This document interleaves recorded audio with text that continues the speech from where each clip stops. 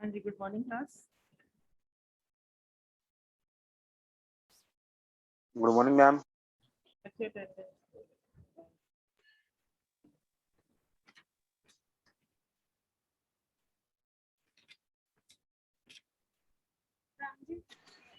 Role number 1 9 10 ma'am 1 ma'am roll number 10 ठीक है।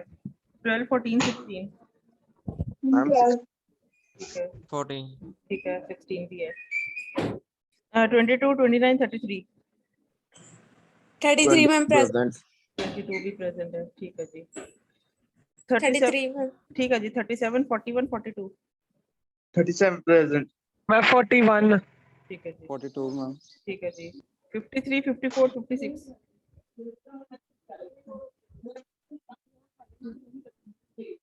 54 है। ठीक है।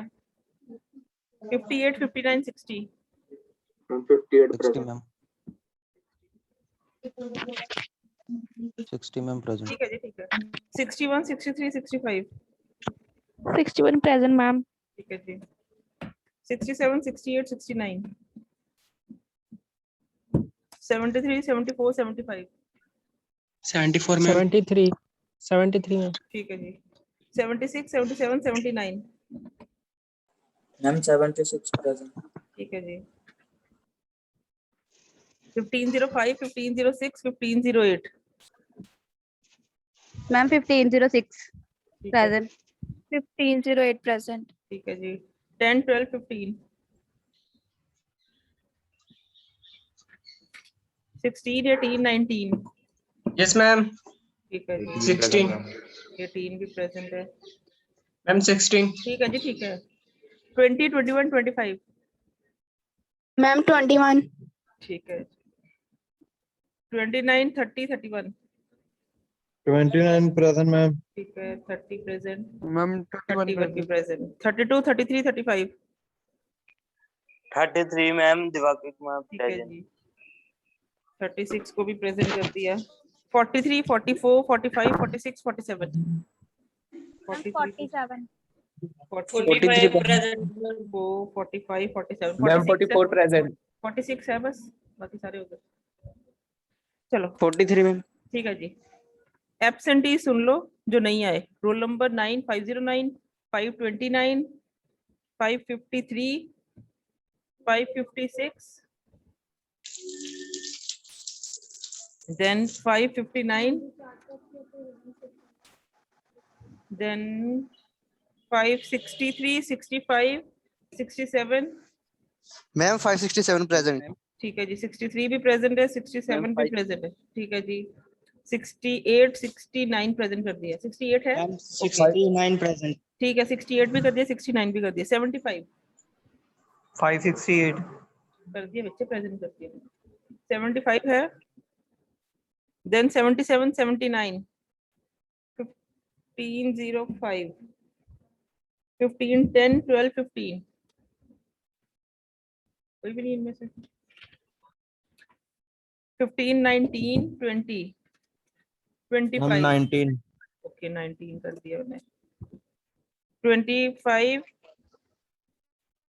देन 32 हेलो 35 हाँ जी, मैम, गुड मॉर्निंग 15 मैम। 15 15 ठीक है जी, देन 25 था एक, 32 35 एंड 46 कोई है इनमें से, चलो बच्चे एमएसटी कैसा रहा? मैम ठीक था. मुश्किल था क्या साफ था? ठीक था मैम. नहीं मैम, अच्छे ठीक क्वेश्चन था. ठीक थे क्वेश्चन. विक्की क्या कह रहा है? नहीं मैम, अच्छे क्वेश्चन थे, मैंने ये कहना. कभी 50 स्कोर नहीं हुआ किसी से। बस एक आधा गलत हो गया था, दो दो क्वेश्चन गलत हुए. चलो let's discuss the paper with you people एक बार, then I will be going to the quick sort. Next topic जो है हमारा, इस चैप्टर में से दो टॉपिक्स रह गए हैं, quick sort and merge sort, ये चैप्टर भी कंप्लीट हो जाएगा। फिर हम आएंगे मेन टॉपिक्स पे जो हमारा इस सेमेस्टर का नया टॉपिक है, इंट्रोड्यूस टॉपिक। तो पहले मैं आपसे पेपर ही डिस्कस करूं। This was a paper you people with you, ठीक है। The very first question is, if for an algorithm the time complexity is given by order of n, then the complexity is, साफ दिख रहा है n, linear ma'am. Linear.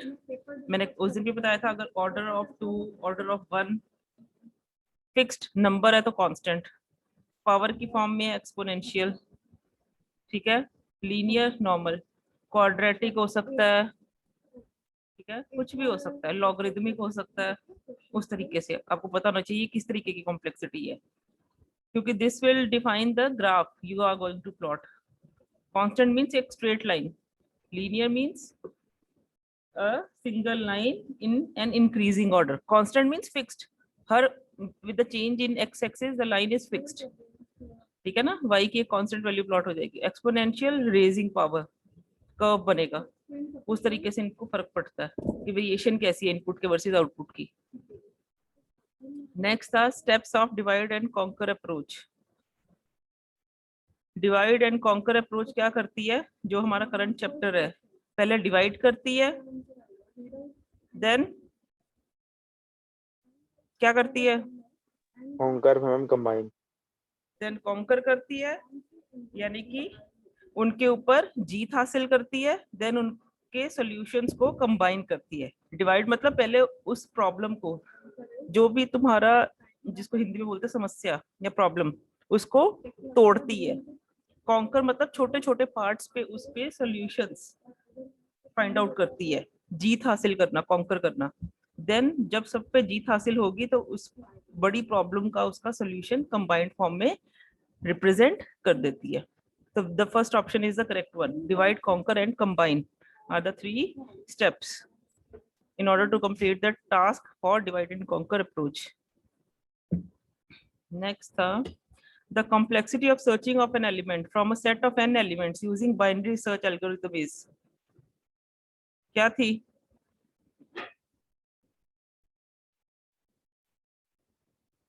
इसमें देख लो, ये linear था, डिवाइड कॉम्पेयर कंबाइन, इसमें क्या थी?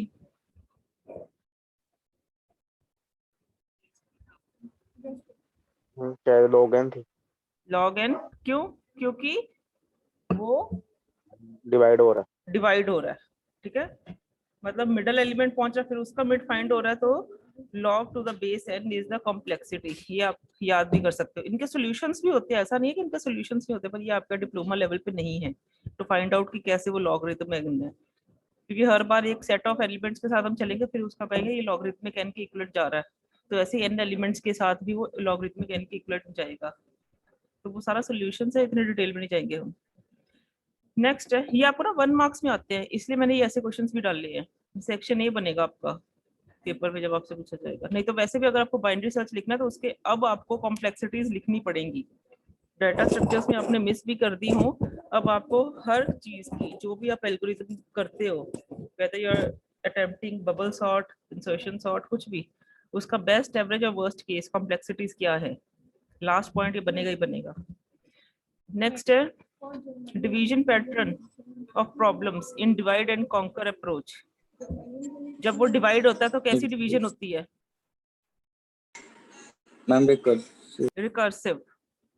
क्यों? सेम तरीके की डिवीजन ही हो रही है। अगर फर्स्ट टाइम जैसी डिवीजन हो रही है, जैसे हम उसका ही लेते हैं बाइनरी सर्च का ही, इफ द स्प्लिट या division is based on the middle element, then next time जब सब एरे क्रिएट होगी तो उसकी डिवीजन भी मिडल एलिमेंट पे ही होगी, तो it's recursive approach. We are going to do the same procedure, चाहे आप बाइनरी सर्च ट्री की बात कर लो। If you are going to search for a value, तो सर्च हमेशा कैसे होती है? रूट एलिमेंट के साथ सक्सेसफुल होगी, नहीं तो we have to go to either left sub tree और right sub tree depending on the searching depending on the searching element. वो रूट से छोटा है कि बड़ा है? अगर छोटा है तो लेफ्ट सब ट्री में जाएगा, लेकिन कंपैरिजन हमेशा रूट नोड पे ही सक्सेसफुल होगा, ठीक है। तो the division is recursive. Next, the two main measures for calculating the efficiency of an algorithm are या performance measuring tools, कुछ भी कह सकते हो। For the performance measuring tools for an algorithm या how the tools used to calculate the efficiency of an algorithm, कुछ भी। Efficiency को calculate करने के लिए we have the two parameters to be taken into concern. The two parameters are time and space, ठीक है। वो आपको बार बार मैंने बोला ही है, जिसमें से time factor is of most priority than the space factor, but both count because they will lead to the cost of the software. Algorithm softwares के लिए ही बने होते हैं, तो उनकी कॉस्ट पे फर्क पड़ेगा इन दोनों फैक्टर्स पे। अब इसी पे क्वेश्चन अगले दो थे। The time factor while determining the efficiency of an algorithm is measured by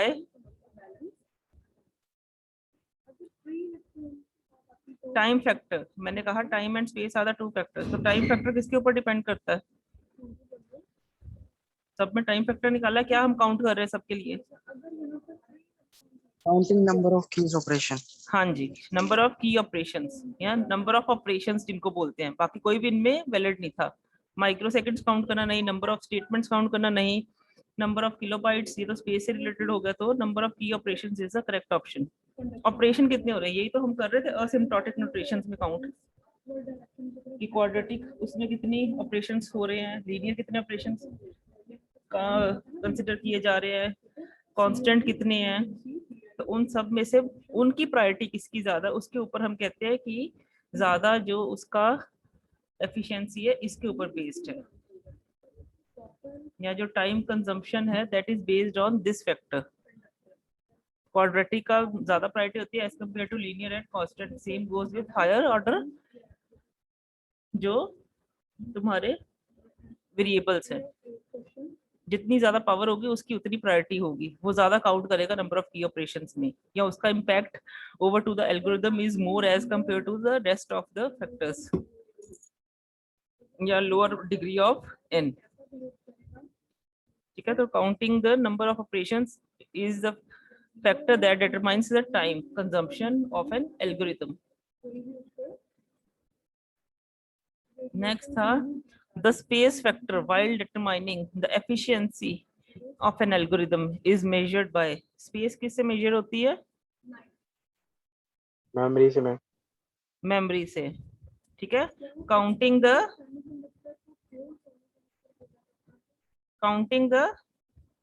maximum memory maximum memory, not the minimum not the average, क्योंकि दीज मैंने कितनी बार आपको बोला है। इसको क्या बोलते हैं? यूनिट क्या होता है इसका मेजर करने का स्पेस को?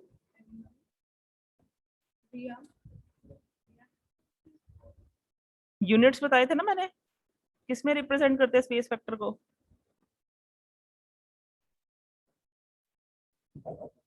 लाइन ऑफ कोड, LOC, ठीक है। तो counting the maximum memory needed by the algorithm, lines कितनी लाइंस आपको मैक्सिमम लगी एक एल्गोरिथम को क्रिएट करने में, तो उनको काउंट करना है।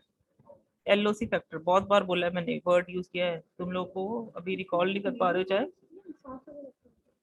ठीक है। Next, which of the following does not exist in complexity theory?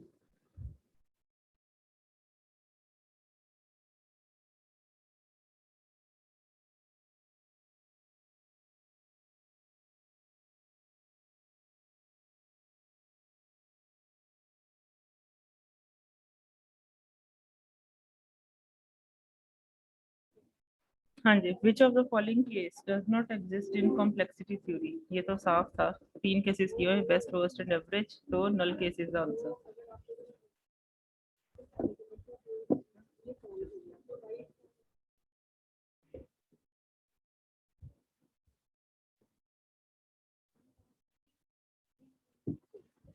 ठीक है, null case is the right answer. Next था the complexity of bubble sort, ये तो पता ही था, तीनों केसेस में it is n square. Next, let there be an array of length n and the selection sort algorithm is used to sort it. How many times a swap function is called to complete the execution? क्या answer है? जी, n-1।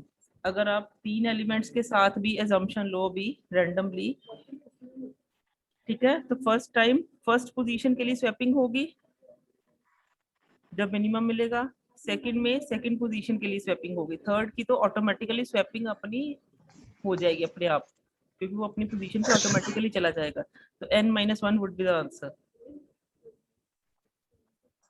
ठीक है।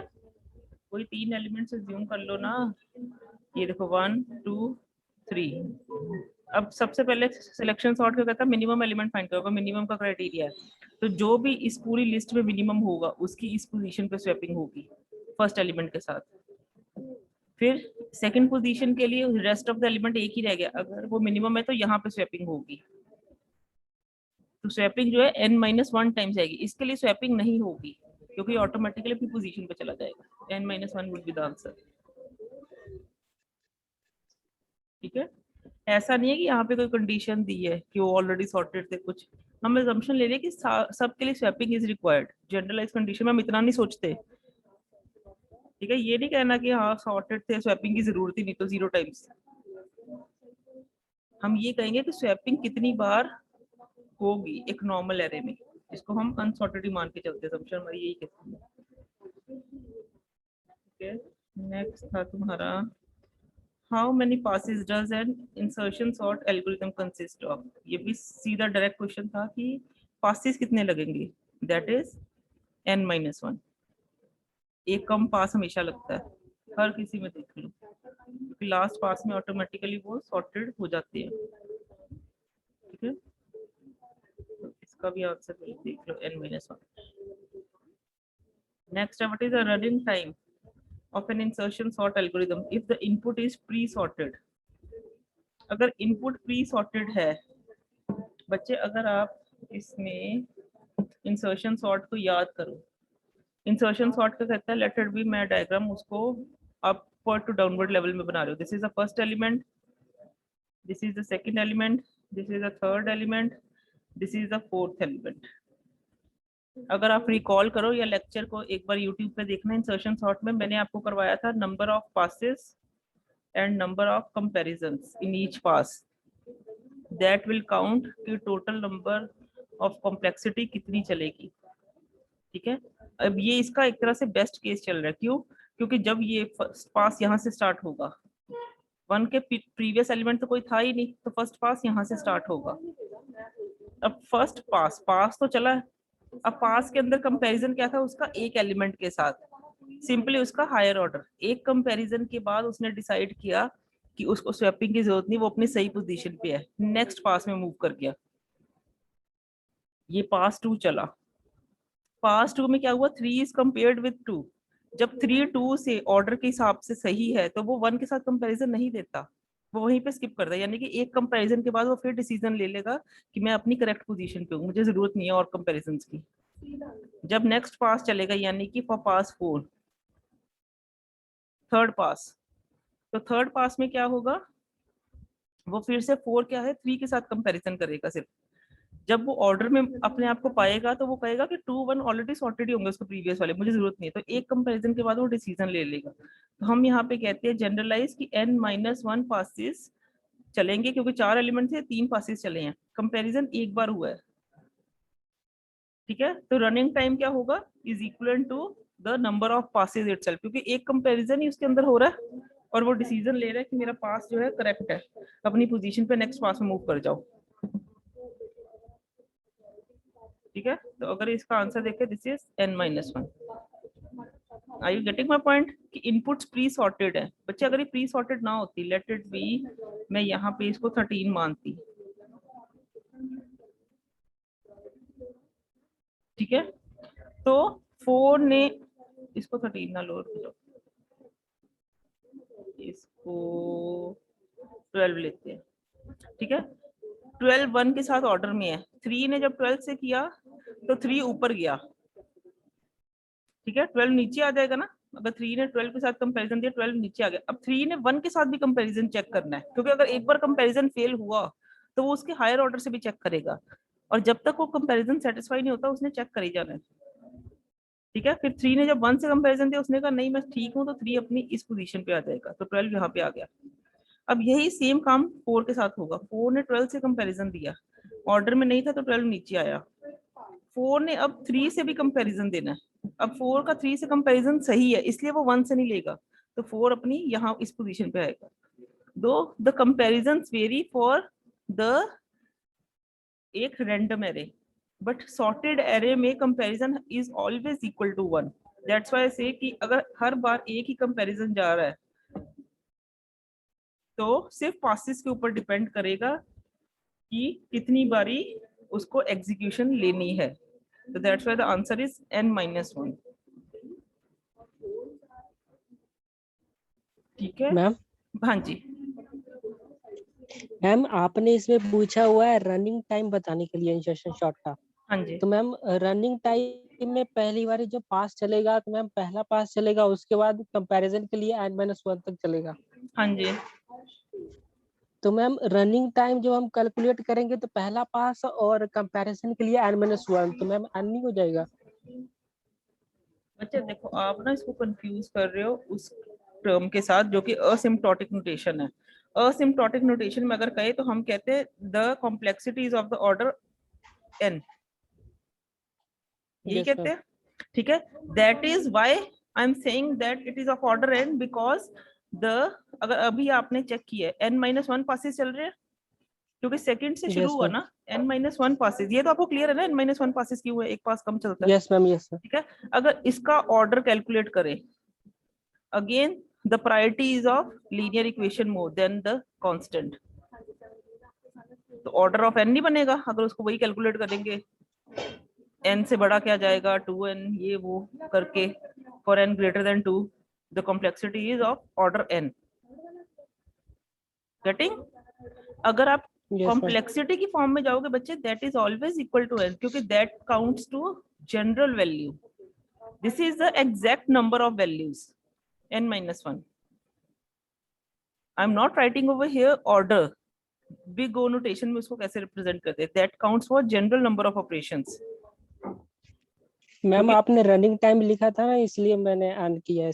पर मैंने वो Answer. तो नहीं लिखा ना, रनिंग टाइम में Yes, sir. एग्जैक्टली मैंने इंडिविजुअल वैल्यूज लिए बच्चे, तो उस पर थोड़ा ध्यान दो, क्योंकि ये जब आपको हायर लेवल पे कंपटीशन लेवल पे एग्जाम्स होते हैं ना, तो ये इस तरीके से आपको इसको बारीकी से जज करना होता है कि whether it is asking for in terms of big O notation, then it will be order of n itself the answer जो आपने मार्क किया था। पर यहाँ पे I am Okay, counting for the exact number of operations. Running time क्या है, ठीक है, नॉर्मल ऑपरेशंस दिख रहे हैं आपको ये, उसमें n-1 is the right value. फर्क इतना नहीं है, Okay. ठीक है, आपका भी ठीक है पॉइंट, आपने किस पॉइंट से उसको सोच लिया, बट वो ध्यान देना है कि उसने नोटेशन की फॉर्म में पूछा या नहीं, क्योंकि वैसे अगर हम नोटेशन की फॉर्म में कहते हैं अगर कोई चीज n² + n+1 की फॉर्म में है तो उसकी नोटेशन क्या होगी, order of n², that is of most priority, चाहे वो 2n² है 3n² है, वो बात की बातें है, सी और वैल्यूज उसकी कांस्टेंट वेरी कर जाएंगे। Okay, ma'am. हाँ जी, Good morning, ma'am. बोलो बोलो। मैम मैम मैं ना लेट आई हूँ, मेरा ज्वाइन ही लेट ही हुआ है, दैट्स आप अटेंडेंस लगा दोगे मेरी? Okay ma'am, thank you. Next था what will be the number of passes to sort the elements using insertion sort। कितने, अब यहाँ पे फिक्स्ड एलिमेंट्स दे दिए 1 2 3 4 5 6 एलिमेंट्स हैं, कितने पास चलेंगे भाई? 5 मैम। 5। Five, ma'am. ये क्वेश्चन अभी करके हटे हो।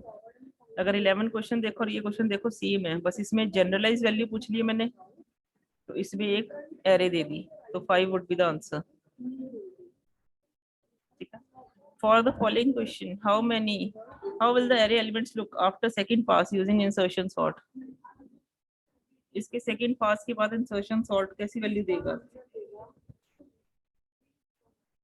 क्या आंसर था भाई? मैम 4th आंसर है। फोर्थ आंसर है, yes, this is the right value. Sort करके देख लो, पास 1 चला लो, पास 2 चला लो।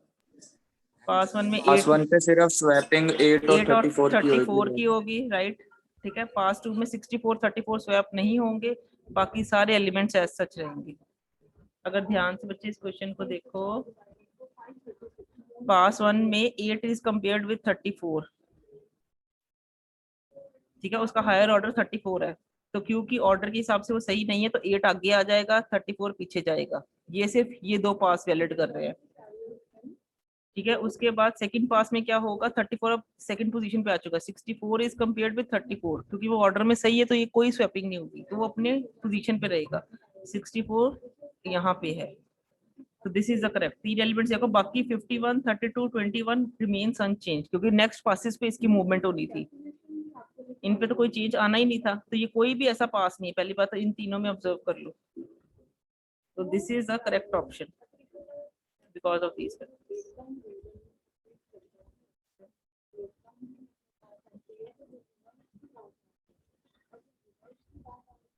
नेक्स्ट था तुम्हारा given an array, this one, and the key 99, what are the mid values corresponding in first and second level of recursion। बताइए, 2 level पे ही जाएगी, ठीक है, तो क्या होगी वैल्यूज, कैलकुलेट करो। सबसे पहले मिडल 1 2 3 4 5 6 7, 7 का mid 4, 90 is the first value, ये 2 वैल्यूज में दिख रही है, इसमें और इसमें। अब करेक्ट कौन सा है, इसके बाद 99 क्या है, 90 से बड़ा है, तो राइट हैंड साइड सर्च होगी, राइट हैंड साइड का मिड क्या है, सिंपली 99, तो 90 and 99 is the correct value, ये इनकरेक्ट होगी, यही होगा। Yes, ma'am. Yes ma'am. उस तरीके से आप देख सकते हैं। नेक्स्ट चले तो what is the time complexity of binary search, ये भी पता आपको। सेम क्वेश्चन हो गए तो पहले भी निकला।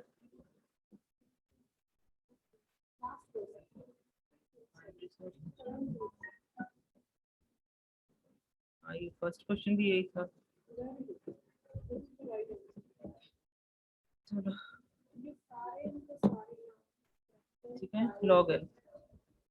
नेक्स्ट दिया था consider the following heap after building heap phase, मतलब हीप ट्री बना हुआ है, कॉरेस्पॉन्डिंग एरे क्या होगी इसकी?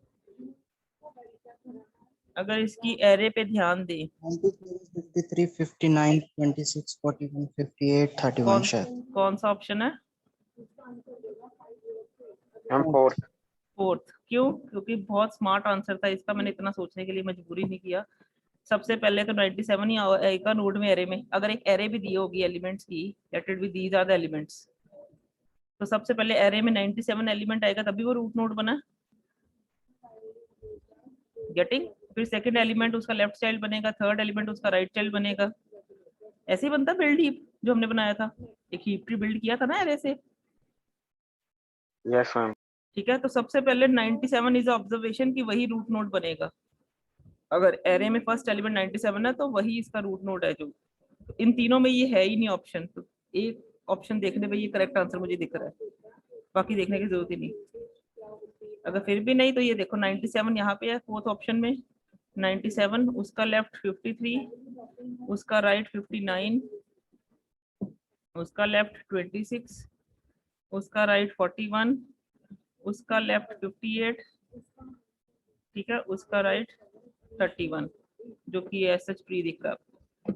पर एक नोड पे आपका डिसीजन हो रहा है, ठीक है, पूरा का पूरा देखने की जरूरत नहीं है वो। ठीक है, अगर सारे सिमिलर से होते फिर आपको जज करना था कि एग्जैक्ट एरे क्या होगी इसके लिए, जो कि लेफ्ट टू राइट इसको रीड करना शुरू कर दो। 97 0 1 पोजीशन पे ये होता है, 2 पोजीशन पे ये होता है, 3 पे ये होता है, 4 पे ये होता है, 5 पे ये होता है, 6 पे ये होता है। तो इसको इस ऑर्डर में लिख दो, that would be a heap tree.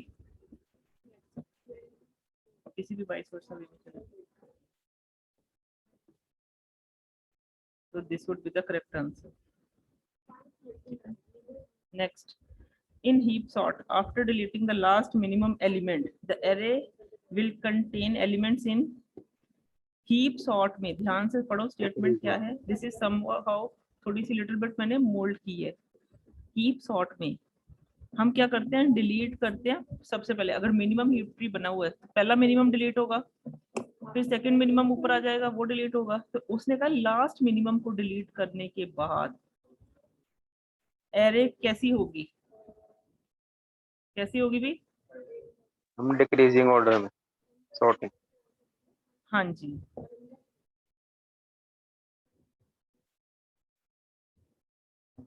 नहीं क्या हो गया, मेरे को कंफ्यूज कर रहा है।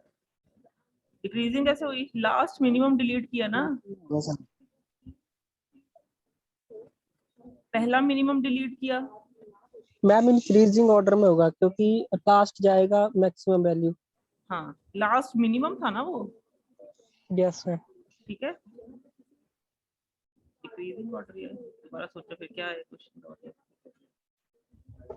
मैम लास्ट मिनिमम डिलीट की है हमने मैम, उससे पहले तो मैम जो n माइनस। यस बच्चे, it is asking you for just, question को ध्यान से पढ़ो। इन अ हीप सॉर्ट में देयर आर एलिमेंट्स, ठीक है। उसने कहा after deleting last minimum element, ठीक है, यानी कि लास्ट मिनिमम, उसको ये असम्पशन लेके चलो जैसे कि दीज आर द एलिमेंट्स, ठीक है। दिस इज द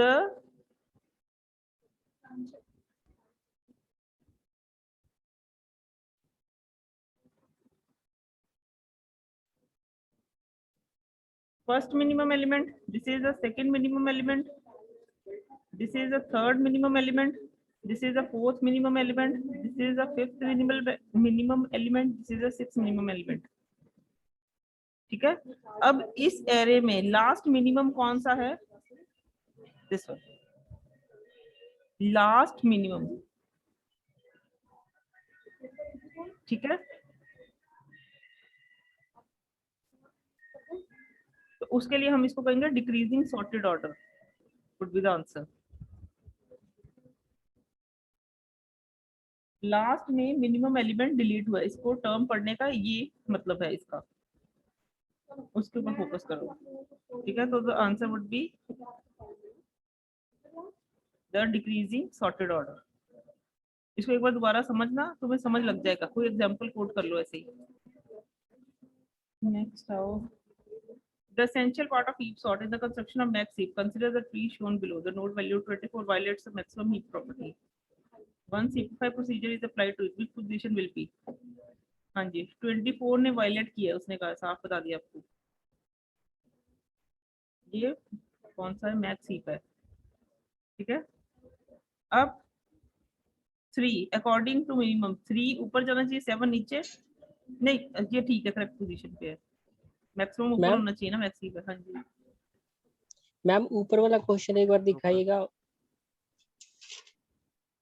मैम अभी जो आपने एग्जांपल लिया था 6 वाला। हाँ जी, मैम एक एग्जांपल लीजिएगा 6 वाला, जैसे आपने लिया था पहले। 6 5 Decreasing 4 3 2 1। Yes ma'am. हाँ। मैम इसमें अगर हम डिलीट करेंगे तो सबसे पहले 6 डिलीट होगा। हाँ जी। मैम जब ये 6 डिलीट होगा तो मैम ये सबसे लास्ट में जाएगा, उसके जहाँ पे वो डिलीट हुआ है मैम 6, तो मैम ये असेंडिंग ऑर्डर में नहीं हो जाएगा? 6 डिलीट हुआ। हाँ जी मैम सबसे पहले 6 डिलीट होगा ना मैम? हाँ, तो मैम 6 उसके जब बाद डिलीट ये होता, एक मिनट, अगर आप हीप ट्री का डिलीशन प्रोसीजर रिकॉल करो, रूट नोड डिलीट होता है और वो एरे का फर्स्ट एलिमेंट Yes, बनता है। Yes ma'am. Root node delete हुआ, 6 इज द रूट नोड, क्योंकि जो फर्स्ट डिलीशन होगी वही रूट नोड होगा और वो एरे का क्या बनेगा? फर्स्ट नोड ही बनेगा, फर्स्ट एलिमेंट। 6 निकल आया। मैम जब डिलीट हुआ मैम ये रूट नोड, तो मैम लास्ट में जो खाली हो जाता है मैम उसमें नहीं चला जाता ये वाला एलिमेंट? समझ नहीं मुझे क्या कह रहे हो, मुझे नहीं पता चला आपने क्या कहा बच्चे। जैसे 6 है, लेट इट बी, यहाँ पे 4 था, यहाँ पे 5 था, कुछ भी ले लो, यहाँ पे 1 था, यहाँ पे 2 था, यहाँ पे 3 था। According to max heap property, अगर हम मैक्स हीप को रिकॉल करें, क्योंकि ये स्टेटमेंट बाद की बात है, उसने लास्ट मिनिमम एलिमेंट की बात की। मैक्स हीप प्रॉपर्टी में अगर 6 को डिलीट किया है, क्योंकि मैक्स एलिमेंट सबसे पहले ऊपर जाएगा। ठीक है, वो मैक्स जब एलिमेंट रूट नोड डिलीट होता है 6, वो एरे का फर्स्ट एलिमेंट बनता है। उसके बाद कौन सा ऊपर आएगा वो उसके ऊपर प्रोसीजर कॉल होता है। 4 विल मूव अपवर्ड कि 5 will move upward? Root node कौन बनेगा? तो पहले जो भी नोड डिलीट होगा वो एरे का फर्स्ट एलिमेंट बनेगा, देन सेकंड डिलीशन पे जो आएगा, क्योंकि वो रूट नोड बना है। मैम एक मिनट मैम, जो 6 है मैम, रूट नोड है मैम, ये डिलीट होगा तो मैम जो लास्ट में होगा 3 मैम, वो वहां पे चला जाएगा ऊपर। किसने कहा 3? मैम ये 6 तो की जगह पे। कंपैरिजंस के बाद पता चलेगा ना कौन सा रूट नोड बन रहा है। अब 4 और 5 में से रूट नोड कौन बन रहा है? मैक्स कौन सी वाली 5 है ना, तो 5 ही तो रूट नोड बनेगा। उसका चाइल्ड उसके पोजीशन पे आ जाएगा, 3 यहाँ पे आ जाएगा, ये खत्म हो जाएगा यहाँ से। हाँ मैम हम डिलीशन की बात कर रहे हैं ना। हाँ हाँ, तो वही तो करें, 6 डिलीट होगा, उसके बाद 5 रूट नोड बनेगा। तो नेक्स्ट टाइम जब डिलीशन प्रोसीजर कॉल होगा तो फिर 5 डिलीट होगा। यही बात कर रहे हैं। अगर मैक्स हीप को रिकॉल करें, तुम पहले कहना क्या चाहते हो? तुम डिलीशन समझ रहे हो ना अभी? Yes sir. हाँ, तो डिलीशन तो ऐसे ही होगी। अगर मैक्स हीप है तो सबसे पहले रूट नोड में मैक्सिमम एलिमेंट होगा, वो डिलीट हो गया। अगर मिन हीप होगा तो मिनिमम एलिमेंट रूट नोड होगा, तो वो डिलीट हो जाएगा। अगर मिन हीप है बच्चे, मिन हीप है तो मिनिमम एलिमेंट पहला एलिमेंट होगा, फिर पूरी एरे में जो सेकंड मिनिमम होगा वो दूसरा एलिमेंट होगा, फिर रेस्ट एरे में जितना थर्ड मिनिमम होगा वो तीसरा एलिमेंट होगा, एंड सो ऑन। ऐसे ही मैक्स हीप का होता है। मैक्स हीप में क्या होता है? जो फर्स्ट सबसे बड़ा होता है वो रूट नोड होता है। मैक्स हीप का मतलब सिर्फ ये है कि